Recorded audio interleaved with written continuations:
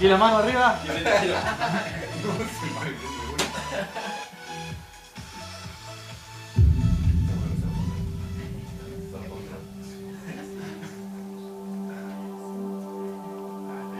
Imagínense un inversionista. Pongan cara de inversionista, po, weón. Yo digo, ya yo me voy a dar el pitch. Mientras los niños van a hacer su pitch, los viejos hacemos speech. Speech, ¿no? Tengo una idea, yo me llamo Marcelo Guital, estoy haciendo el pitch porque se perdieron. Voy a vender agua, y ya se dan 3 o 4. Y voy a competir con la Coca-Cola, y no tengo experiencia. Ahí ya quedan los 2 palos blancos tuyos y dicen sí, y los otros se van. El corazón de tu prospecto latirá en las próximas 24 horas 103.389 veces. Sus pulmones inhalarán 23.240 toneladas de oxígeno. Su circulación sanguínea habrá recorrido 168.000 kilómetros. Consumirá un promedio de 3.5 libras de comida, que son un poquito menos de 2 kilos, como 1,5 kilos. Ejercitará 7 millones de sus 9.000 millones de células cerebrales. Hablará 4.800 palabras, de las cuales 3.200 serán relacionadas sobre algo de él, de su negocio, de su familia, pero ninguna de ellas relacionada contigo o con tu producto, a menos que tú lo sepas interesar. Recuerden, por eso les digo, lo primero que necesitamos llegar con las personas y hacer es lograr su atención. Considero que antes de hablar de emprendimiento, propósito de vida, proyecto, el ser humano debe entender que emprender es saltar a otro lugar. Y para saltar a otro lugar necesito una base sólida para impulsarme. Y aquí está el problema. Muchas personas quieren emprender sin una base, sino antes de una base. O sea, no tienen de dónde sostenerse y quieren emprender. Y ese es el problema por el cual no funciona el emprendimiento. Es impresionante que nuestras abuelas jamás soñaron en estar en un lugar como este. Nuestras mamás, si lo soñaron, no lo estuvieron. Nosotras estamos aquí y lo que me conmueve increíblemente es que las hijas de todas nosotras, en unos años, para ellas esto va a ser absolutamente normal. Y eso es increíble. Yo siempre he pensado que si nos vamos a reunir a mentirnos unos a otros, pues mejor que cada quien se quede en su casa. Y cuando yo me paro en un foro, aunque no nos conocemos ustedes y yo me siento con la absoluta obligación de abrir mi corazón, de ser totalmente transparente y compartir la experiencia y la vivencia que yo he tenido como emprendedora, como empresaria.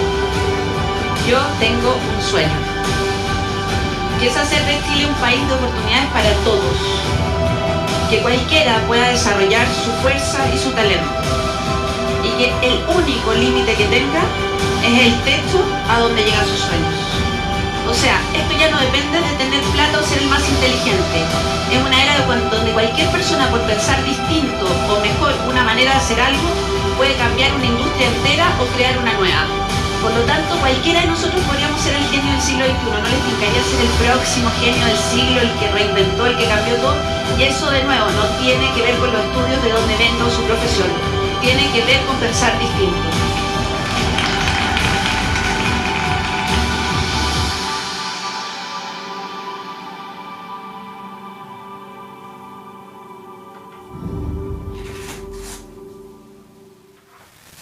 Muchas gracias por estar en este seminario de emprendimiento gratuito. La idea es que, como todo lo gratuito, va a ser terriblemente malo, asqueroso, pero vamos a pasarlo bien, así que lo vamos a hacer con mucha alegría. No, sí. Vamos a empezar hablando acerca de descubrir ideas de negocio, ¿ya?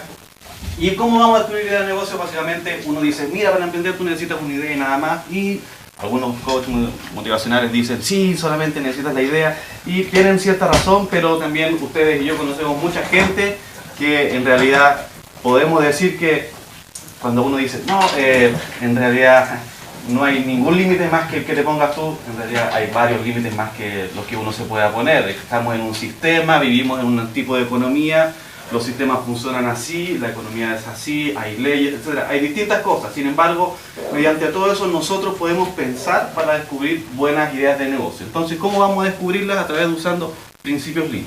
¿Alguno de ustedes ha escuchado acerca de Lean, la metodología Lean? ¿No?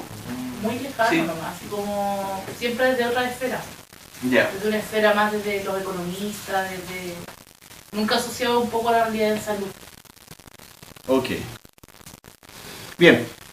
Quiero que se metan con sus celulares Y desde las casas también a poleb.com/FranciscoPAB625.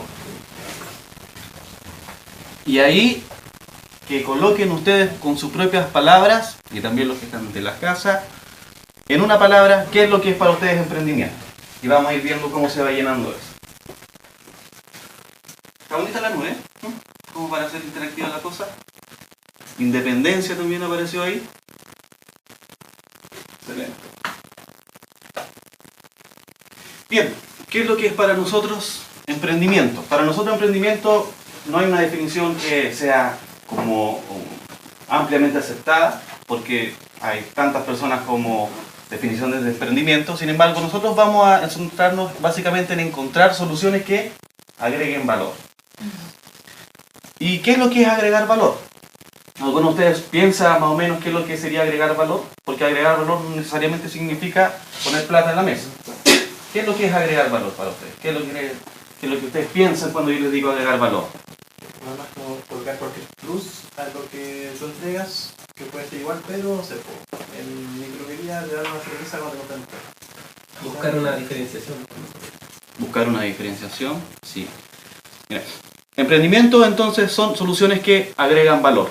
Pero no todas las soluciones, porque estamos evaluando, ¿cierto? Tenemos una necesidad y nosotros vamos a poner una solución. Pero no todas las soluciones agregan valor. Por ejemplo, Steve Jobs, cuando hizo el iPhone, o más bien cuando él se metió al negocio de las comunicaciones, era un negocio de las comunicaciones donde necesitábamos teléfono. Pero ahora esto no es un teléfono. Y cuando salió el primer iPhone no fue un teléfono. Fue mucho más. ¿Es verdad? Agregó más valor.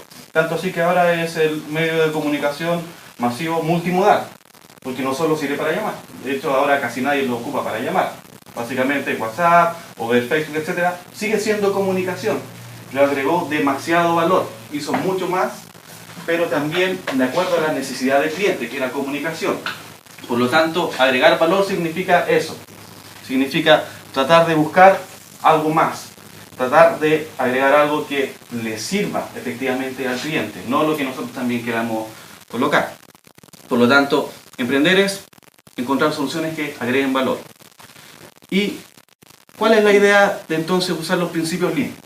Lean es una filosofía que en el fondo fue estudiada por el MIT, por Harvard, y que viene desde los años 80 y 90, cuando la industria automotriz entre Estados Unidos y los japoneses era bastante desigual. Hubo un momento cuando recién se crearon los autos en General Motors, etcétera, que entonces en Estados Unidos los autos eran muy buenos. Sin embargo, en transcurso del tiempo, cuando se empezaron a meter los japoneses, se dieron cuenta que los autos eran de igual calidad e incluso eran más baratos, tenían mejor satisfacción usuaria, etc. ¿Qué pasaba? No podían entender qué pasaba y fueron a investigar allá. Y entonces allá salió la escuela de procesamiento de Toyota, Kaizen, la mejora continua y muchas cosas. Y dentro de eso viene el Lean. Y Lean no es más lo que están viendo ustedes acá. Y uno puede aprendérselo tan fácilmente como eliminar la basura. Entonces nosotros vamos a buscar ideas. Una de las mejores formas que agregan valor es tratando de eliminar basura de las distintas cosas que nosotros vemos en el ambiente. Por ejemplo, ¿qué es basura? Uno podría decir. Basura es lo que no agrega valor. Y por ejemplo, ¿qué cosas no agregan valor dentro de lo que ustedes hacen? O dentro de cómo ustedes se desenvuelven, dentro de su entorno. ¿Qué es lo que no agrega valor? Muchas cosas. Por ejemplo, no agregó valor el tema que no haya tenido el adaptador del HDMI a tiempo. Por lo tanto, hubo una espera de 9 minutos. Y esa espera fue basura. No agregó valor para nadie. Ni para usted ni para mí. Es más, fue una pérdida de tiempo. 9 minutos valiosos que podían haber sido ocupados en otra cosa. Entonces, eso no puede volver a pasar. Eso es aplicar la metodología Lean. Eliminar lo que no agrega valor. Y de eso hay muchas cosas. Sobre todo en servicios de salud, donde uno siempre, y lo vamos a ver más adelante mejor, pero uno siempre dice, no, hay que hacer lo más posible. No necesariamente, hay que hacer lo más posible. Y entonces, si uno crea un poquito más los principios Lean, va a tener las 3 M. Mura, Muri y Muda. Mura, irregularidad y variación. Y esto es tremendamente importante para nosotros los clínicos, porque es difícil pensar en la irregularidad y la variación, porque los servicios de salud son irregulares y son variables. Porque siempre decimos, cada paciente es distinto. ¿cierto? Pero eso no explica la amplia variabilidad, porque si cada paciente es distinto, uno podría esperar que entonces el tratamiento específico para ese paciente no es igual para el otro, pero el mismo tratamiento debería ser igual para el paciente. Es decir, si yo me voy a 3 kines distintos, debería tener el mismo tratamiento, porque el paciente no cambia. La condición del paciente no cambia. Está cambiando el terapeuta. Entonces debería ser el mismo tratamiento. Pero lo es. Irregularidad y variación. ¿Y qué es lo malo de esto? De la regularidad y la variación. Simplemente no tenemos estándares mínimos de calidad. Como no tenemos estándares mínimos de calidad, no podemos asegurarle nada al paciente. El paciente no sabe con quién se va a enfrentar. Depende de la habilidad de venta del kinesiólogo o del profesional de salud, lo que va a decir el paciente es lo que va a recibir en el fondo, pero sin embargo no hay un estándar mínimo de calidad, no hay un estándar de nada. Es por eso que una de las principales herramientas que incluso la gestión ha tomado más que los clínicos es la medicina basada en evidencia. ¿Por qué? Porque es una herramienta que permite estandarizar mediante la mejor práctica. Pero ¿cuál es la función de eso? Estandarizar un tratamiento. Y mediante la estandarización del tratamiento yo puedo entonces medir resultados. Y los resultados en salud no son EVA 0 de 10 a la segunda sesión. Eso no es un resultado en salud. Resultado de salud es, y está definido por Michael Porter en varios papers, resultado de salud es la mejora de un paciente a través de toda la transición del cuidado, durante todo el ciclo de cuidado, para un set de condiciones relacionadas y específicas. Por lo tanto, un resultado en salud para un paciente operado de cadera es cuántos días se demora en retornar a su trabajo. Eso es un resultado de salud. No es un resultado de salud la escala WOMAC de funcionalidad, por ejemplo. Porque es una medición específica de funcionalidad. Pero a lo mismo eso. Lo importante es que el paciente no tiene trabajo y tiene que volver al trabajo pronto, porque la pensión es muy poquita. Entonces, los resultados de salud son distintos. Otro resultado tiene que ver con seguridad. Por ejemplo, ¿cuántos de nosotros estamos conscientes de cuáles son las negligencias? Es decir, cuáles son las cosas que hicimos mal y que provocaron secuelas en el paciente. Entonces, un resultado o un indicador de calidad de mi atención, por ejemplo, si es que yo estoy en un emprendimiento clínico, es decir, mi tasa de complicaciones para estos pacientes es del 5%. Por lo tanto, 95 pacientes que atiendo van bien y hay solo 5 que tienen complicaciones. Y ese es un resultado en salud. Y no es tan fácil de medir tampoco. ¿Cómo vamos a medir eso si no somos capaces de estandarizar el inicio? ¿Cómo vamos a medir si no conversamos también entre nosotros? Y cada uno está pensando en lo que está haciendo sin ver lo que hace el otro. Porque un resultado de salud como ese no depende solo del kine. Depende del médico que lo haya derivado a tiempo. Depende de la lista de espera, depende de que lo hayan operado a tiempo también. Depende de muchas cosas. Por lo tanto, un resultado de salud no es tan fácil de medir. Y es por eso que la irregularidad y la variación de los servicios, sobre todo en salud, fallan. Sobrecarga. ¿A cuántos de ustedes, o sobrecarga más bien, tiene que ver con asignar recursos de forma ilógica, tanto a personas como a equipamiento? ¿Cuántos de ustedes te dicen, no, si vamos a hacer, por ejemplo, los que trabajan en APS, vamos a contar ahora la serie P. Vamos a contar la serie P y vamos a demorarnos 2 horas. Y vamos a hacer toda la serie P del mes. Es imposible. Nadie puede hacer la serie P porque es gigante. O otro tipo de cosas. Por ejemplo, piensen ustedes en cuánto se demora mínimo en... a ver, ¿en qué se desempeñan algunos de ustedes? ¿Algún ejemplo? ¿Alguien que se desempeñe en algo? ¿O que tenga una idea de algo? ¿Alguien que tenga una idea de algo? ¿No? ¿Nadie? ¿No? ¿Nadie? Sobrecarga. A ver, por ejemplo, una experiencia que tuve yo. Para entregar cierta cantidad de reportes a los clientes, por ejemplo, tú dices que un reporte se va a demorar 1 semana en hacer. Entonces tú no puedes decir, bueno, yo soy tu jefe y yo te pago y entonces tú tienes que hacer este reporte en un día. Porque no va a ser. Es imposible. No va a poder ser. Eso es sobrecarga. Es decir, el idear procesos, y ahí ustedes pueden ir pensando después, idear procesos que van a llegar a un punto en que no van a ser capaces de poder ser reproducidos porque no hay la capacidad.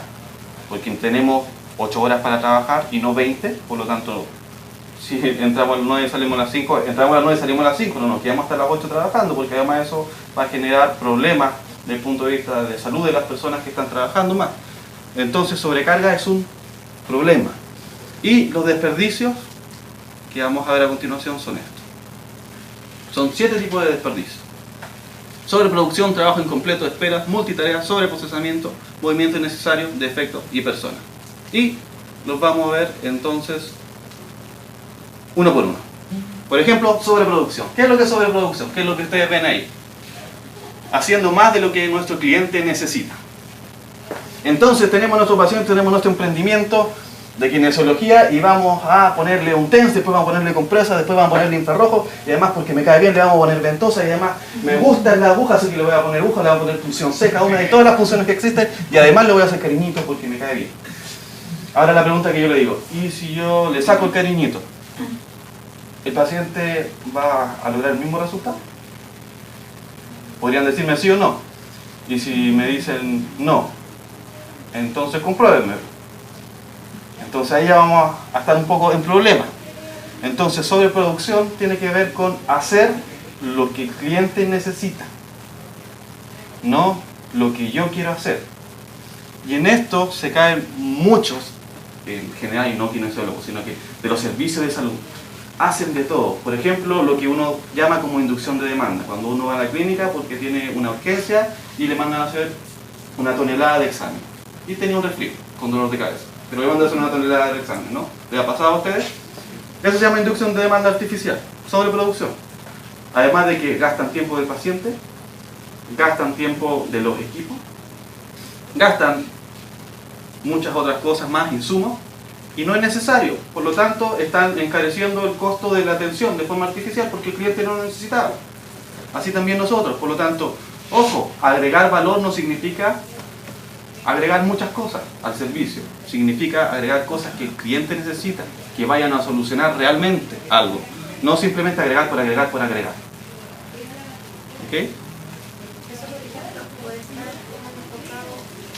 La otra vez leía algo relacionado. Hay personas, no sé, ¿ya? por ejemplo, con una tarjeta de presentación y ¿sí? hacen de todo. Uh-huh. ¿Puede estar también como eso sobre producción relacionada a eso? Por supuesto. Y que uno O sea, no se conoce claro. necesariamente algo. Sí, hay varias cosas. Por una parte, uno podría decir sobreproducción, pero en el fondo lo que están haciendo están tratando de agarrar lo que más pueden porque no tienen nada. Entonces ellos se especializan todo para que el primero que llegue por lo menos tengo algo con que moverme. Pero en realidad hay un error que más que sobreproducción tiene que ver con lo que vamos a ver más adelante, que es con el marketing del paciente. Es decir, cuando yo tengo una idea, utilizo principios para que la idea sea algo que aporte valor. Entonces después yo tengo mi idea, tengo lo que quiero hacer y después tengo que imaginarme al cliente. Imaginarme al cliente no significa empezar, no, el paciente tiene esto. Yo tengo que ser capaz de abrir la puerta y ver entrando a esa persona. Tengo que ser capaz de imaginar realmente cómo es esa persona. Qué edad tiene, de qué sexo es, cómo viste, dónde vive, por dónde se mueve. Porque toda esa información me va a servir para presentar la información. Entonces tú puedes tener una tarjeta con todas esas cosas, pero si la tarjeta la tienes tú, el paciente nunca va a saber que existe. Entonces tiene que ver también con el tema del marketing, de enfocarse bien, de tener claro a quién estoy ofreciendo el servicio, a quién, qué, cómo. Eso también lo vamos a ver en el Business Model Canvas. Ya, trabajo incompleto entonces. El segundo principio, trabajo incompleto, actividades obsoletas, inciertas o no probadas. Por ejemplo, existen muchos procesos que nadie sabe si van a funcionar o no. No probadas, incompletos. Por ejemplo, ustedes cuando van a hacer algún trámite y tienen que decir, ya, tienen que llenar este formulario, perfecto, lo llenan. ¿Y para qué? No sé, pero hay que llenarlo porque siempre se ha hecho así. Una tontera. Basura. O de repente, en las fichas clínicas hay otros formularios, hay pruebas funcionales que nadie usa y están ahí. Y bueno, ¿y para qué están? Bueno, pues si alguien las quiere usar. Basura. No agregan ningún tipo de valor. Uno no sabe si van a servir o no. Uno no sabe si van a agregar o no valor al cliente, por lo tanto no tiene ninguna importancia. Esperas. Ya les mencioné ya al principio, esperamos 9 minutos, no debiésemos haber esperado, por lo tanto fue una pérdida de tiempo. Todos estamos muy claros aquí que hay que reducir las pérdidas de tiempo, sobre todo de espera. Esperas tanto como, por ejemplo, que un paciente los contacte a ustedes vía correo electrónico y les contamos 3 días más tarde. Eso también es una espera. Entonces quizás es mejor programar el correo para que le responda de forma inmediata, diciendo vamos a responder lo antes posible, pero ya el cliente no se queda sin la nebulosa. Al menos supo que alguien lo contactó. Entonces ahí tratamos de eliminar las esperas.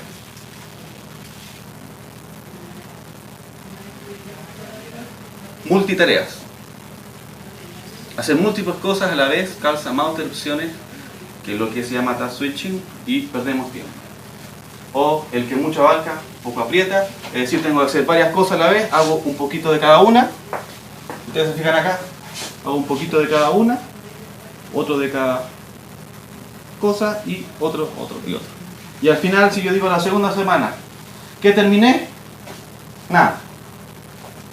En cambio, si yo me enfoco, y es lo que dice el INI, si yo me enfoco en hacer una sola cosa a la vez, empiezo y termino, aquí tenemos 3 tareas que debiesen demorarse una semana. Entonces la segunda semana yo no terminé nada. Sin embargo, a la segunda semana yo ya tengo más de la mitad del trabajo hecho. Porque si me enfoqué, terminé una y terminé otra. ¿Y eso qué sensación da? El cliente le da sensación de que hay resolución. Cuando ustedes llaman o le están comprando algo y dicen, no, si ya se lo vamos a tener. No, si ya se lo vamos a tener. No, si está en camino. No, se viene. No, si nos estamos conectando por internet. ¿Qué es lo que da? Estamos haciendo muchas cosas, pero en realidad no hay resolución. Por lo tanto, fíjense, esto es difícil de entender, sobre todo en la cultura chilena, en la cultura clínica, y hay mucha gente que dice, no, pero es que acá tenemos que hacer de todo. Sí, tenemos que hacer de todo. Pero bueno, cuando ustedes sepan que le están diciendo que hay que hacer de todo, es porque hay un problema de gestión. ¿Ya? Ahí uno sabe al tiro, problema de gestión. ¿Por qué? Porque uno tiene que hacer lo que tiene que hacer. ¿Ya? No de todo, porque si hace de todo no va a terminar nunca nada, va a estar todo incompleto. Sobre procesamiento. ¿Alguna vez se han preguntado qué es lo que están haciendo es realmente necesario? Bueno, eso mismo se pregunta al cliente. Imagínense, tienen ustedes el cliente, tienen un emprendimiento de kine clínico y lo tienen ahí en la camilla y está 2 horas. Y después de que le han hecho muchas cosas, el cliente se pregunta, ¿y esto será necesario? O puede ser que no lo tengan 2 horas, puede que lo tengan media hora, pero el cliente no tiene ninguna mejoría. Entonces el cliente se vuelve a preguntar, ¿y es necesaria la quimio? O cualquier otra cosa, ¿es necesario? Y eso da con hacer más cosas de las que necesariamente tenemos que hacer.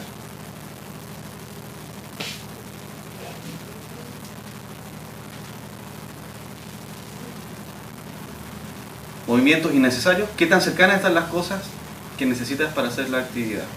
Por ejemplo, ustedes saben que cuando hay un traspaso de información de una persona a otra persona, solamente el 25% de la información original se queda. Después, el 13.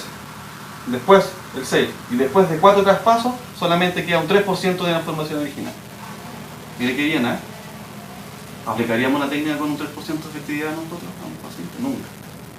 Pero eso es lo que queda. Después de 4 traspasos de información, queda solo 3% de la original. ¿Qué quiere decir con esto? Piensen su idea, piensen cómo van a hacer las cosas con los menos pasos posibles. Manténganlo simple. Es complejo para los clínicos, porque nosotros siempre queremos hacerlo difícil. Es como el dicho, y si no puedes con ellos, confúndele. Si no puedes explicarle, no, es que esto se aquí, acá, y todas estas perillas y todas estas cosas. No, háganlo simple, manténganlo simple, porque mientras más pasos hay, más pérdida de información, más pérdida de calidad, mayor probabilidad de falla. Entonces piensen mantengan simple su idea. Si su idea se tarda más de 30 segundos en explicarla, muy compleja, háganla más simple. Háganla más simple. Defecto. ¿Conocen ustedes ese puente o no? ¿Lo han visto alguna vez? Sí. Era así nomás. La falta de calidad, estamos claros que es un defecto, es una basura y que tenemos que evitarlo. Y el problema es que calidad en atenciones de salud es un temazo. Y calidad no solo implica la parte técnica, no solo implica la parte de costo-efectividad, también implica la atención del usuario. También implica lo que el usuario requiere. De hecho, la Organización Mundial de la Salud, la OCDE y varias organizaciones más han remodelado el concepto de calidad como un concepto de 6 definiciones. Y si me acuerdo bien, tenemos que ver con la calidad en atenciones de salud o en servicios de salud. Son atenciones seguras, eficientes, efectivas, equitativas, centradas en el paciente. Me faltó una mano, no me acuerdo cuál era. Pero centradas en el paciente. Por lo tanto, ahí cuando Mati CF pone ahí sus cosas de comportamiento, no está tan alejado de la realidad. No es que seamos coach, pero sí tenemos que estar claros de qué es lo que el paciente necesita. Es una medida de calidad. Finalmente, el último defecto o la última basura. Persona, nosotros somos una basura. ¿Cuántos creen eso? No, mentira. No somos basura. Estamos hablando que la falta de utilización de la creatividad humana es un desperdicio. Porque todos tenemos ideas, todos tenemos nuevas maneras de hacer las cosas. Y de hecho, las mejores compañías son aquellas en donde hay nuevas conversaciones, nuevas formas de hacer las cosas, porque desde ahí surge la innovación. Es decir, cuando yo doy un espacio para que se puedan conversar cosas distintas, cuando doy un espacio para que se pueda pensar distinto, también hay innovación, hay nuevas formas de hacer las cosas. De hecho, no sé si ustedes saben, pero por ejemplo, en fábricas tan grandes como Toyota en Japón, si un empleado, el empleado que pone la bolsita de las cosas, ve que hay algo que está saliendo mal, él puede apretar un botón y parar toda la fábrica, y la para toda. Y es verdad, no estoy inventando. Los operarios pueden parar la fábrica completa.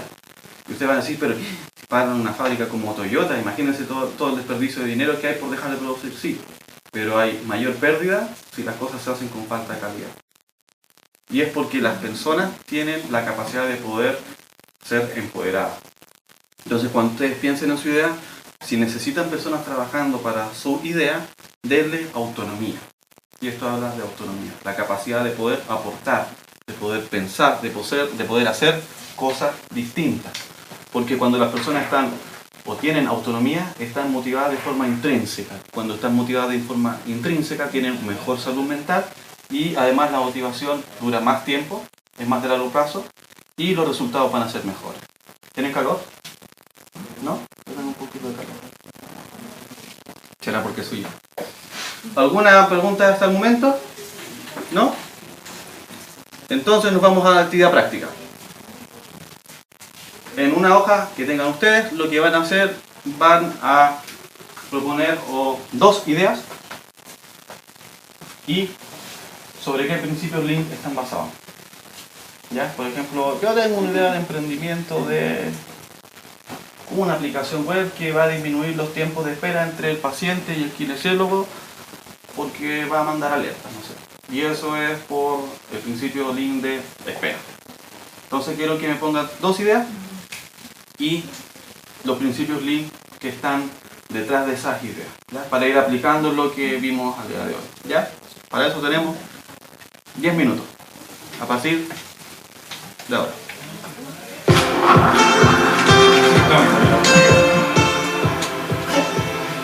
Bailando también. No estamos mirando así que bailando. Eso.